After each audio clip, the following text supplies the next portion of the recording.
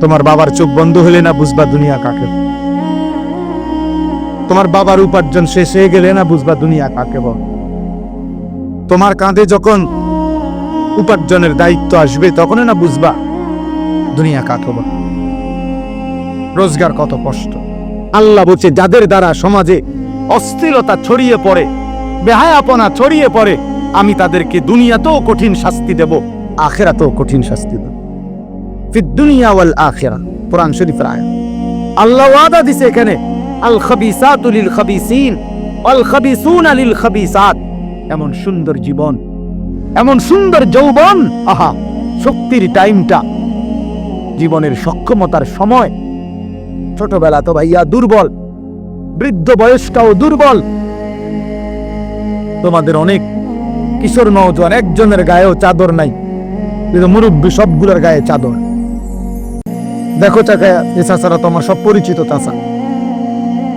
অর্থ হইল এই বৃদ্ধের এই দুর্বলতা তাকে চাদর গায়ে দিতে বাধ্য করেছে। তার শরীরে শীতের অনুভূতিটা বেশি, ঠিকই না বলেন? কিন্তু তোমরা নওজোয়ান, তোমাদের অধিকাংশ কারো গায়ে চাদর নেই। তোমরা দেখো ভাইয়া, আমার গায়ে কোনো চাদরই নাই। তাইলে বুঝাইতে চাইলাম এই শক্তির সময় যৌবন।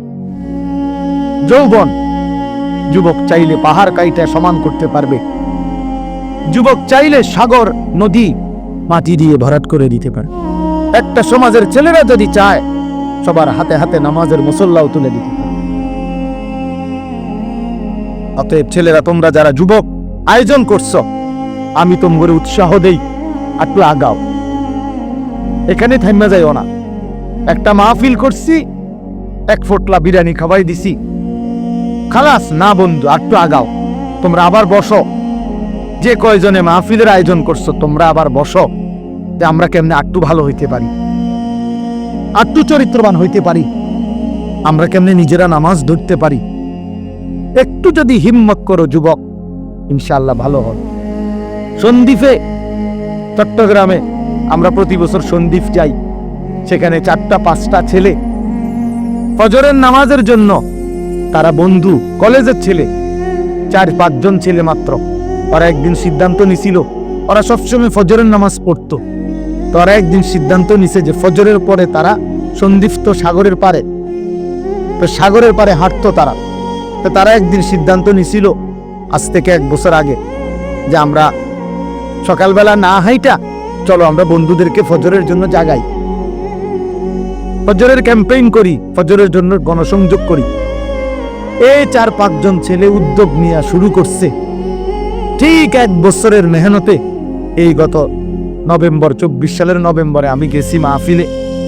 ওইখানে তারা আমার লিস্টেড, ফজরের পরে আমি তাদের জন্য আলাদা বয়ান করছি, তাদের আলাদা মাহফিল হয়েছে ফজরের পরে।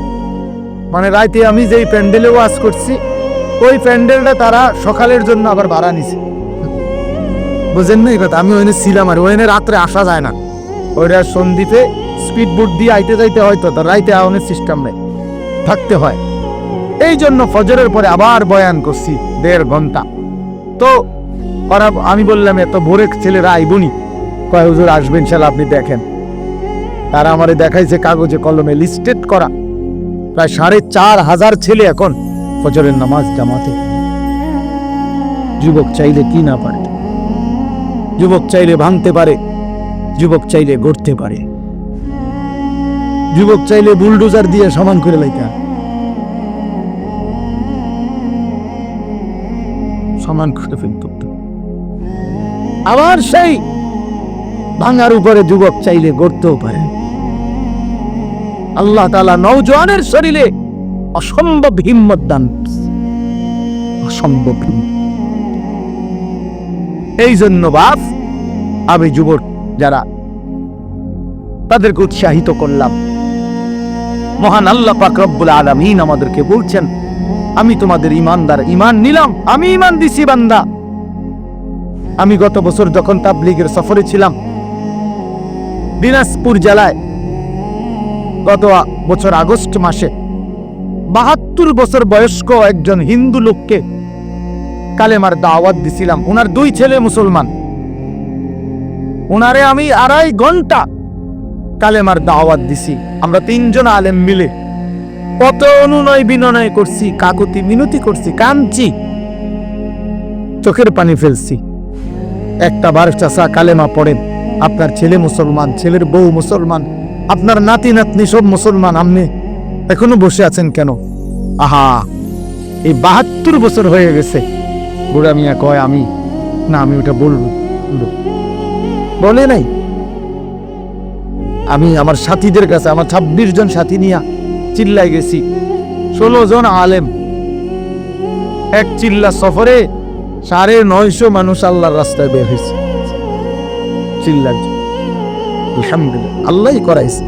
তো বলতেছিলাম, আমি সাথীদের কাছে এসে বলছিলাম যে দেখেন 72 বছর বয়স হয়ে গেছে, এক আল্লাহর বান্দা তার জবান দিয়া কোনোদিন তার মালিকের নামটা বের হয়।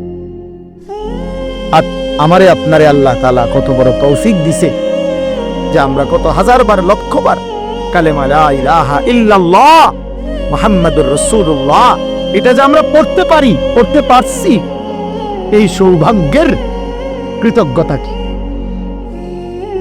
এটা যদি আল্লাহ আমগো জবান দিয়ে কোনোদিন না বলাইতো। কথা বলে না বাপ, এই ছেলেরা মিয়া, এই আব্বা যারা নামাজ পড়ো না, আরে না ফরমান, তুই যদি হিন্দুর ঘরে জন্ম নিতি, তুই যদি ইহুদির ঘরে জন্ম নিতি, তুই যদি খ্রিস্টানের ঘরে জন্ম নিতি, বেটা কি হতো জীবন যদি কোনোদিন কালেমার আহ্বান না শুনতা? তুমি তো মুসলমানের ঘরে জন্ম নিয়া এভাবে ইমানকে ফেলে দিলা। মুসলমানের ঘরে জন্ম নিয়ে এভাবে নামাজকে প্রত্যাখ্যান করলা। ছি ছি ছি, তোমারে দেখে তো হিন্দুও হাসবে, তোমারে দেখে তো ইহুদিও হাসবে, তোমারে দেখে তো খ্রিস্টানও হাসবে যে দেখছো হয় নাকি শ্রেষ্ঠ জাতি, ওদের ধর্ম নাকি শ্রেষ্ঠ ধর্ম, ওদের ধর্ম কোরআন নাকি শ্রেষ্ঠ কিতাব, ওদের শ্রেষ্ঠ ধর্ম ওদেরই পছন্দ হয় না, ওদের শ্রেষ্ঠ কিতাব ওরাই পড়তে পারে না। এটা কিসের শ্রেষ্ঠ?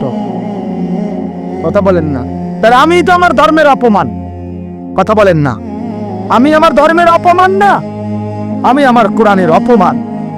এজন্য তোমরা যারা বেনামাজি ছেলে, তোমরা ধর্মের অপমান। হে ব্যস্ততম লোক, ব্যস্ততার কারণে যেই নাফরমান তুমি তোমার মালিককে একটা সেজদা দিতে পারো নাই, আজ থাম, আজ থাম। অনেক হয়েছে, অনেক হয়েছে বান্দা, অনেক হয়েছে। আল্লাহ তোমাদের যাদের চুল বেঈমানের মতো, তোমরা মুসলমান ধর্মের অপমান, তোমরা, তোমাদের কারণে আমার ধর্ম লজ্জিত, তোমাদের কারণে ধর্ম বেইজ্জতি হয়েছে, তোমরা ইসলামকে অপমানিত করলা, আল্লাহকে অপমানিত করলা, আমার নবীর শ্রেষ্ঠতম 23 বছরের আদর্শকে তোমরা অপমানিত করলা। এই অপমানের বিচার আল্লাহ করবে, মনে রেখো, ছেড়ে দিবে না বাপ। আল্লাহ কোরআনে বলছে, বান্দা আমি 1 সেকেন্ড ছাড়বো না, আমি হিসাব নিব। তুমি আমারে কি মনে করছো বান্দা? বাদ দুবে খাওয়াইছি দেখিয়া তুমি মনে করছো আমি মাতি না? হ্যাঁ, কিটা মনে করছো? এ পেশাব পায়খানার ভাত তুমি মনে করছো আমি কিছুই বলবো না, কিছুই বলবো না। তুমি জানো না ফেরাউনকে শোয়াইছে কে? তুমি জানো না কারুনকে শোয়াই দিছে কে? তুমি জানো না নমরুদ সাদ্দাতকে নিশ্চিহ্ন করে দিয়েছে কে? তুমি শোনো নাই? তুমি আন্দাজ করো নাই আমি আল্লাহ কেমন? এই পৃথিবীর কত অবাধ্য জাতিকে আমি আল্লাহ ধ্বংস করে দিয়েছি, শোনো নাই?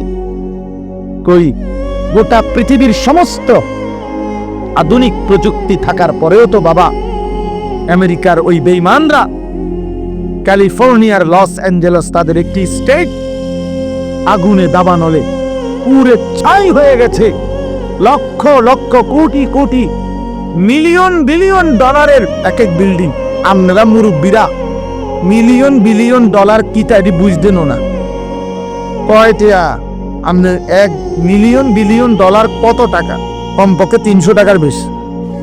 মানে আপনি এটি বুঝতেন না, এটা বুঝতেন না। কথা বুঝছেন কিনা? হ্যাঁ, আমরা কিতাবে পড়ছি এক বুজুর্গকে, হ্যাঁ, একটা জিনিস দামি ওনার কাছে ছিল, তো ওনার কাছে বলছি এটা আপনি বিক্রি করে দেন। কত মূল্য? উনি বলছে 100 দিরহাম, 100 টাকা। তখন উনি যখন বিক্রি করে দিছে, ওনারে 100 দিরহাম দিছে। তো অন্য কেউ ওনারে পরে বলছে, হায় হায় জনাব, আপনি তো বহুত বড় ঠকছেন, মাত্র 100 টাকা দাম চাইলেন, এটার দাম তো আরো অনেক। তো উনি বলছেন, আল্লাহর কসম, 100 টাকার উপরে, 100 দিরহামের উপরে কোনো সংখ্যা আছে? আমার তো এটা জানা না, আমার তো এর উপরে কিছু জানা নাই। তো বলতে চাইলাম, হাজার হাজার কোটি কোটি মিলিয়ন ডলারের এই বাড়ি ভবন, এগুলো পৃথিবীর সর্বাধুনিক প্রযুক্তি দিয়ে, অত্যাধুনিক প্রযুক্তি থাকা সত্ত্বেও, আধুনিক সরঞ্জামাদি থাকার পরেও বাপ আল্লাহর দেওয়া আযাবে আগুনে যখন জ্বলছে, এই কয়দিন হইল কোনো বেঈমানে 1 সেকেন্ডের জন্য আগুন নিভাইতে পারে নাই। 14,000 ফায়ার সার্ভিস কর্মী একসাথে আপনার পানি দিস, আরো বাড়ে, আগুন আরো বাড়ছে। তার মানে বোঝা গেল বাবা, পৃথিবীর কারো শক্তি মূলত কোনো শক্তি না, আল্লাহ শক্তির সামনে, আল্লাহর ফয়সালার সামনে। আল্লাহ যদি ভালো রাখে তাইলেই ভালো থাকা। হ্যাঁ, আপনার টাকা তো আছে 1000 কোটি টাকা, কিন্তু আপনার ফেডে অসুখ, আপনার টেহা দিয়ে কিনবে। আপনার টাকা তো আছে লক্ষ কোটি টাকা, কিন্তু আপনার তো ডায়াবেটিস, আপনি কিনবেন টাকা দিয়ে কি করবেন? আপনি 7 রাজার দন হইলেও কি লাভ হবে আপনার? এজন্য আমি অনুরোধ করছি, আমরা মুমিন, আল্লাহ আমাদেরকে বলছে এটাই কথা, সকলেই আল্লাহর কথা শুনবে এটা জরুরি না, এবং সবার সৌভাগ্য হবে এটাও জরুরি। আসমানের ফয়সালা, আল্লাহ তাআলার ফয়সালা। আল্লাহর কথা বলতে পারা এটাও সৌভাগ্য, শুনতে পারা এটাও সৌভাগ্য, ইন্তেজাম করতে পারা এটাও সৌভাগ্য। যালিকা ফাদলুল্লাহি ইউতিহি মান ইয়াশা। আল্লাহ তাআলা বলছেন এটা আল্লাহ তাআলার ফজল, অনুগ্রহ, দয়া, তিনি যাকে ইচ্ছে করেন দিয়ে থাকেন, তিনি যাকে ইচ্ছে। হযরতে বেলাল রাদিয়াল্লাহু তাআলা ওনার বাড়ি মক্কা মদিনা না, অনেক দূরে, কিন্তু উনি মুসলমান হয়েছেন, সাহাবী হয়েছেন। হযরতে হুযাইফা নবীজির সাহাবী, ওনার বাড়ি মক্কা মদিনা না, ইয়ামান, উনি মুসলমান হয়েছেন, সাহাবী হয়েছেন। হযরতে সালমান, ওনার বাড়ি মক্কা মদিনা না, ওনার বাড়ি ইরান, পারস্য। তো উনি সেখান থেকে আল্লাহ আনাইছেন, উনি কালেমাওয়ালা হয়েছেন। হযরত আবু হুরায়রা রাদিয়াল্লাহু তাআলা, বিখ্যাত সাহাবী, সবাই নাম জানেন। আবু হুরায়রার নাম সবাই জানেন না? উনিও কিন্তু মক্কা মদিনার মানুষ, উনি দাউস গোত্র, এটা অনেক দূরের, কিন্তু সেখান থেকে আল্লাহ ওনাকে আনাইয়া মুসলমান হয়েছেন, সাহাবী হয়েছেন। কিন্তু আবু জেহেল বাড়ির কাছে, আল্লাহর ঘর কাবার সবচেয়ে কাছে, সর্বপ্রথম বাড়ি যার কাবা ঘরের পরে আবু জাহেল। ওরা জানেন এটা? আবু জাহেলের ঘরের আগে কারো ঘর নেই, কারো ঘর ছিল, নবীজির ঘরও আরো পিছনে ছিল, সবার ঘর পিছন। কাবা ঘরের সবচেয়ে নিকটতম প্রতিবেশী ছিল আবু জাহেল। তো কি হিসেব, কিন্তু বদমাসি। আবু লাহাব কাছে ছিল, বঞ্চিত। এজন্য এটা আসমানের ফয়সালা। এত কাছে থেকে বঞ্চিত হলো কেন? এত দূরের থেকে আসলো কেন? বুঝছেন না হিসাবটা? তাহলে মূলত ফয়সালাটা কার? ইউতিহি মান ইয়াশা। আল্লাহ বলেন আমার অনুগ্রহ, আমার দয়া, আমি যাকে ইচ্ছে করি দিয়ে থাকি, আমি যাকে ইচ্ছে করি দিয়ে থাকি। এই জন্য বললাম আর কি, আমি সবাই শুনতে পারবে, শুনবে এটা জরুরি না। আল্লাহ যাকে পছন্দ করে, ইচ্ছে করে, তাকে আল্লাহ তাআলা দ্বীনের বুঝ দান। হাদিসের মধ্যে আছে, মান ইউরিদিল্লাহু বিহি খায়রান ইউফাক্কিহু ফিদ্দীন। আল্লাহ যার ভালো চান, কল্যাণ করতে চান, তাকেই আল্লাহ তাআলা দ্বীনের বুঝ দান করেন, দ্বীনের বুঝ দান। নবীজি বলেন, ইজা আরাদাল্লাহু বিআবদিন খায়রান ইস্তা'মানাহু। আল্লাহ যখন তার কোনো বান্দার ব্যাপারে ভালোর ফয়সালা করে, আল্লাহ তাআলা তাকে কাজে লাগান। সাহাবীরা জিজ্ঞেস করছে, কিভাবে কাজে লাগান? কাইফা ইস্তা'মিলুহু, হে আল্লাহ রাসূল, আল্লাহ তাকে কাজে লাগান কিভাবে? তো নবীজি বলেন, ইউওয়াফিকুহু লিআমালিন ক্বাবলাল মাউত। আল্লাহ যাকে ভালো চান তাকে মৃত্যুর আগে আগে নেক আমল করার তৌফিক দান করেন। এটাই তারে কাজে লাগাইছে যে ঠিক আছে, তোমারে দিয়ে আমি আমার সিজদা দেওয়া, তোমারে দিয়ে আমি আমার ঘরের খেদমত নেব, তোমারে দিয়ে আমি আমার কোরআনের খেদমত নেব। আল্লাহ তাকে আমলের তৌফিক দিয়ে থাকেন। তাইলে এই জন্য বললাম, এটা সব সময় মনে রাখবে, আল্লাহর দেওয়া তৌফিক ছাড়া বান্দা নামাজ পড়তে পারে না। বাত আল্লাহ সবাইকে খাওয়ায়, সেজদা আল্লাহ সবাইকে দিয়ে দেওয়ায়। দুনিয়ার প্রয়োজন আল্লাহ সকলের প্রয়োজন পূরণ কর। জন্তু জানোয়ার, কুকুর বিড়াল, সাপ বিচ্ছু, কাফের মুশরিক বেঈমান নাস্তিক মুক্তাদ, এদের সকলের দুনিয়াবি প্রয়োজন আল্লাহ পূরণ করে। এ খানা পিনা, পেশাব পায়খানা, জরুরত, এগুলো তো আল্লাহ তাআলা জন্তু জানোয়ারেরও পূরণ করে। কিন্তু সেজদা, আল্লাহর গোলামি, আল্লাহর ইবাদত সবাইকে দিয়ে আল্লাহ করায়। আল্লাহ যাকে পছন্দ করে, ইচ্ছে করে, তাকেই আল্লাহ তাআলা তার দ্বীনের জন্য কাজে লাগায়, আল্লাহর ইবাদতের তৌফিক দান করে।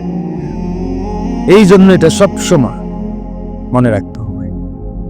নবী সাল্লাল্লাহু আলাইহি ওয়াসাল্লাম দোয়া করতেন যে আল্লাহ, আমার ইবাদত, আপনার ইবাদত সুন্দরভাবে করার জন্য আপনি আমারে সাহায্য করুন। আপনি সাহায্য না করলে হবে না, আপনি তৌফিক না দিলে হবেন। আল্লাহুম্মা লা মানিআ লিমা আ'তাইত। আপনি দিলে বাধা দিবে কে? আপনি না দিলে দিবে কে? আপনাকে বাদ দিয়ে কারো কোনো চেষ্টায় কি লাভ হবে? কোনো লাভ হবে না। এই জন্য এটা অনেক বড় ইহসান, আল্লাহ তাআলার দয়া। আল্লাহ যাকে পছন্দ করে, ইচ্ছে করে, দয়া করে, আল্লাহর ইচ্ছা হয়, আল্লাহ তাকে কোরআন পড়তে দেয়, দ্বীন মানতে দেয়, আল্লাহকে সিজদা করতে দেয়। আর এমনি বাকিদেরকে আল্লাহ খাওয়ায় পড়ায়। এটা একটা কমন ব্যাপার। আল্লাহ তাআলা বলছেন, আমি অনুগত অবাধ্য সবাইকেই খাওয়ায়। কাফের মুশরিক বেঈমান কারো রিজিক দুনিয়াবি আমি আটকাই না। এজন্য আল্লাহ তাআলা ফেরাউনকেও রিজিক দিছে, মুসা নবীকেও রিজিক দিছে না, নমরুদকেও রিজিক দিছে, ইব্রাহিম আলাইহিস সালামকেও রিজিক দিছে। আল্লাহ তাআলা আবু জাহেল আবু লাহাবকেও রিজিক দিছে, নবী সাল্লাল্লাহু আলাইহি ওয়াসাল্লামকেও রিজিক দিছে। তাহলে দুনিয়ার প্রয়োজন সকলের পূরণ করছে, সকলের। কিন্তু আখিরাত সমান না, আখিরাত ভিন্ন। আখিরাত শুধুই ইমানদার। পরকালের সুখ শান্তি নিয়ামত শুধুই ইমানদারের, শুধুই সেজদাওয়ালার। কোরআন শরীফে আছে, আল্লাহ তাআলা বলবে, কুলু ওয়াশরাবু হানিআন বিমা কুনতুম তা'মালুন। আমার বান্দা, বিগত জীবন দুনিয়াতে যে আমল করছো তার বিনিময়ে আজকে জান্নাতে খাও, পান করো, ওগুলোর বিনিময়ে। কুলু ওয়াশরাবু হানিআন বিমা আসলাফতুম ফিল আইয়ামিল খালিয়া। আল্লাহ বলেন, জান্নাতীকে বলবে, বান্দা নিশ্চিন্তে আরামসে দুনিয়ার জীবন যে তুমি নেক আমল করেছো তার বিনিময়ে আজকে আরামসে নিশ্চিন্তে নির্বিঘ্নে আমার জান্নাতে খাও এবং পান করো। জাযাআম বিমা কানু ইয়ামালুন। আল্লাহ তাআলা বলেন, জান্নাতের এই নিয়ামত বান্দা তোমাকে দিলাম কিসের বিনিময়? জাযাআম বিমা কানু ইয়ামালুন। ওই যে দুনিয়ায় আমল করেছিলে তার বিনিময়।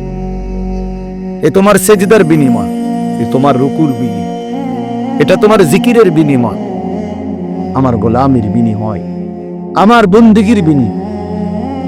এই জন্য আখিরাত শুধুই মুমিনের জন্য, পরকাল শুধুই ইমানদারের জন্য।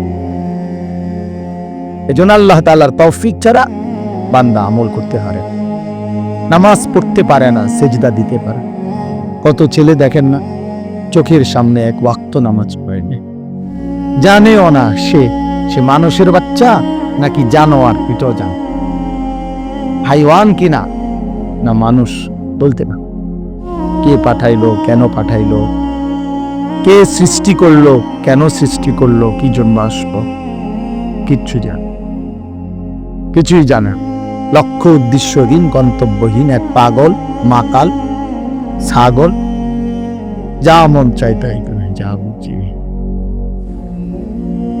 এটা জিন্দিগি, এটা লক্ষ্য উদ্দেশ্যহীন জীবন, জন্তু জানোয়ারের জীবন। মুসলমান তো তাকে বলে যার সুনির্দিষ্ট গন্তব্য জানা আছে।